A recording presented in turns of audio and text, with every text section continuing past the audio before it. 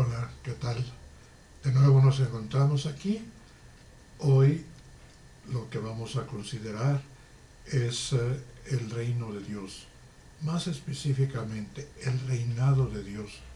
¿Qué sucede cuando Dios reina? ¿Qué le sucede a Jesús? ¿Qué le sucede al mundo? ¿Y qué fue para Jesús el reinado de Dios? Reino de Dios. ¿Qué fue para Jesús lo último, lo que configuró su vida de una manera determinada para sí mismo y determinante para los otros?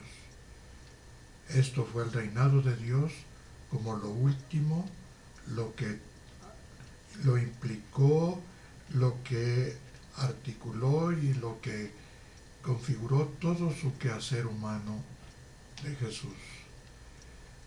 El reinado de Dios fue para Jesús una realidad omniabarcante, todo lo abarca, toda la realidad, las relaciones humanas, la creación entera, y lo implica todo, todo su ser, su pensar, su actuar, sus relaciones. A él lo determina y es determinante para sus seguidores. La pregunta es, ¿cómo y por qué vivió Jesús de Nazaret su vida de una manera determinante y determinada? ¿Cómo lo vivió? Hay algo que es importante subrayar, que el mundo y el reinado de Dios implican una inversión de valores. El mundo como lo mundano, no como la creación, eso es distinto. Se presentan en 3 parábolas un ejemplo de esta inversión de valores. La praxis del reinado crea nuevas relaciones. La praxis mundana busca la superioridad, la competencia y la cantidad. Desmenucemos un poco más esto. La parábola de la viña y los viñadores, de los trabajadores que van contratados a distintas horas y que al final reciben la misma paga. La viña en la tradición bíblica es el lugar del encuentro, es el pueblo de Dios, el lugar del amor, del cultivo de la vida, de la cosecha de la uva, de lo que da felicidad. Todo le recuerda al amado. Mi amado tenía una viña. Y allí las relaciones son cualitativamente distintas, son relaciones de gratuidad. En cambio, en lo mundano, las relaciones de patrono y asalariado son, y esto, ¿qué gano yo? Es la ganancia, es la economía centrada en no el compartir, sino en el ganar. El trabajo también puede ser considerado como competencia y superioridad. Yo trabajé tanto, se me debe tanto. No son relaciones de gratuidad, no son relaciones las del reino tontas, sino fraternas, solidarias. La otra parábola, la del rey, el rey al salir a acoger a la multitud, a los que llegan de distintas condiciones y de distintas situaciones. Hay unos que se niegan a entrar porque tienen otros intereses, pero él convoca a todos y consiste abrirse a acoger al otro. Les va a servir él mismo cuando llegue, si somos responsables, los servidores. Y interesante, él se pone a servir. En cambio, las relaciones del rey, las relaciones de poder, son relaciones de superioridad, de por encima de los demás. Los demás son súbditos, no son algo fraterno, algo que participa de lo común. Luego, las relaciones del padre con los hijos. Las relaciones mundanas son relaciones de proporción. Yo he sido cuidadoso en todo, Padre, y a mí que no me has dado eh, ni a un corderito para comer con mis amigos. Yo siempre he cuidado, siempre te he cuidado, siempre he cumplido todo lo que me pides. Las relaciones en el reino de Dios son relaciones de gratuidad. Aunque el hijo se vaya y gaste todo, el padre sabe acogerlo y le dice, tu hermano que estaba perdido. Son relaciones filiales y fraternas. El reinado de Dios cambia estos esquemas, estas relaciones cuantitativas en relaciones de una calidad distinta y diferente. Expresa un modo de vivir el amor de Dios por medio del servicio al hermano.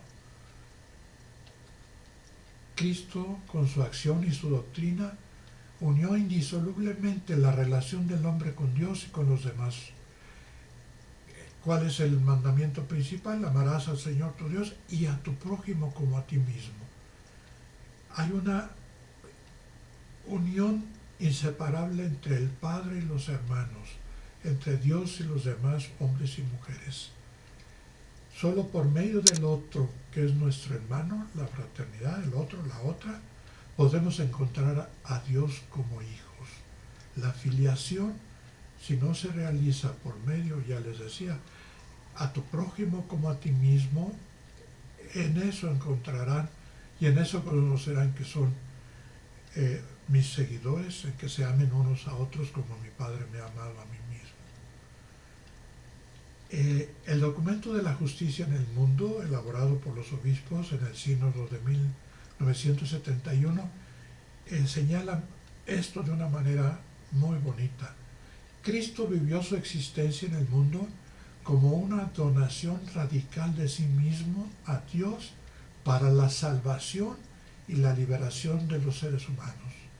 Con su predicación proclamó la paternidad de Dios para todos, hombres y mujeres, y la intervención de la justicia en favor de los pobres y oprimidos. De esta manera, Cristo se ha hecho solidario con sus pequeños hermanos, los descartados, hasta llegar a afirmar, cuando hiciste algo con esto de mis hermanos más pequeños, conmigo lo hiciste. En Mateo es bien claro. Jesús se identifica con los hermanos, los más pequeños, o sea, los excluidos, los que no tienen con qué comer, los que no tienen techo, los que no tienen trabajo, los que no tienen hogar. La experiencia pues del reino para Jesús lo implicó totalmente, lo llevó a construir la vida fraterna de los hijos y de las hijas de Dios en la historia, no al final de la historia, sino venga tu reino a la tierra como tú lo quieres, Padre Celestial. Jesús fue entonces el cuerpo histórico de Dios, la actualidad plena de Dios entre los hombres. En Él es el mediador. Mediador quiere decir el que realiza y lo realizó en su acción la plenitud de la acción de Dios en la historia humana. Pero, o más bien, la iglesia, su pueblo, debe ser el cuerpo histórico de Cristo. El modo como Jesús lo fue de Dios Padre en su historia, ahora es su comunidad la que le da cuerpo a la acción de Jesús en servicio del reino, de la fraternidad y de los más de sus hermanos, los pequeños. Y por eso esta expresión, que no solamente es poética, es la misión de la iglesia, como quisiera una iglesia pobre y para los pobres. No solo pobre ella, sino en favor de los pobres. Y no solo en favor de los pobres, ella misma, una iglesia de los pobres. El Papa Juan XXIII, cuando habló del concilio, En esto hablaba, y esta herencia del concilio ha sido asumida por la Iglesia latinoamericana y por el Papa Francisco. ¿Cómo quisiera una iglesia de los pobres? Eso lo asume el pueblo de Dios. Por eso la continuación en la historia de la vida y de la misión de Jesús al servicio del reino le compete a la iglesia, animada y unificada por el Espíritu de Cristo, hacer de ella que sea un cuerpo, un sacramento, una presencia visible y operante al servicio del reino de Dios, sacramento del reino de Dios. La construcción del reinado de Dios pasa por la construcción de comunidades fraternas de hijos e hijas de Dios que asumen la causa del pobre. ¿Dónde está el cuerpo histórico de Jesús hoy? En estas comunidades. Jesús está presente en toda la humanidad, donde quiera que haya amor, pero la forma visible y como sacramento, como signo e instrumento del reinado de Dios, del seguimiento de Jesús, son comunidades fraternas de hijos e hijas que asumen la causa del pobre. Hay 4 grandes realidades referentes a la presencia hoy del reino de Dios. Está la realidad opresora y destructora de la vida, que es antirreino. Se opone al reino. Entonces la salvación del reino es ofrecida como liberación de esta realidad opresora y destructora de la vida. La pobreza sociológica es antirreino. Los pobres son destinatarios del reino. Jesús vivió ofreciendo la buena noticia del reino a los pobres. ¿Cómo? Curándolos, sanándolos, perdonándolos y comiendo con ellos. Son la presencia activa de Jesús por la que el reino de Dios se hacía presente. Díganle a Juan el Bautista lo que ven. Los ciegos ven, los cojos andan, y a los pobres se les anuncia la buena noticia del reino de Dios. Lo histórico, el reino de Dios anuncia lo escatológico, lo último, la plenitud, pero realizándola en la historia desde ahora, desde las relaciones construidas en el presente y en todos los ámbitos. Es omniabarcante de la persona, o abarcante, por eso son en las prioridades apostólicas universales se expresa esto. Es ese encuentro con Dios por medio de la fraternidad, por medio de su reinado. Esa es una de las misiones de los seguidores, la misión fundamental, que se realiza también en que los jóvenes vayan pudiendo ser partícipes de un futuro digno y justo, y los pobres, el Papa en los movimientos populares en su encuentro es muy claro: ustedes son la poesía de Dios, y poesía, poema es acción, ustedes son la presencia.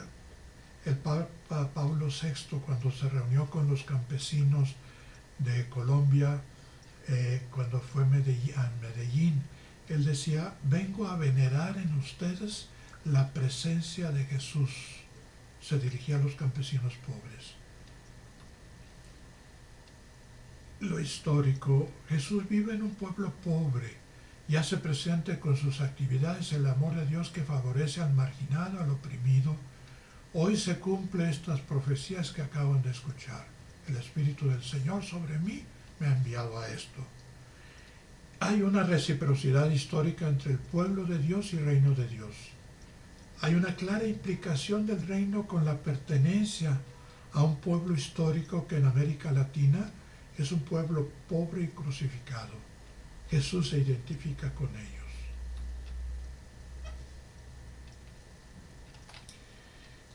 Bien, pues hasta aquí hemos llegado en este momento. ¿Qué suscita en nosotros esta realidad del reino de Dios, de Jesús entregado al servicio y a hacer presente en la historia el reino de Dios? Nosotros, como seguidores de Jesús, constructores de comunidades fraternas y solidarias, ¿qué nos toca hacer? ¿A qué estamos llamados?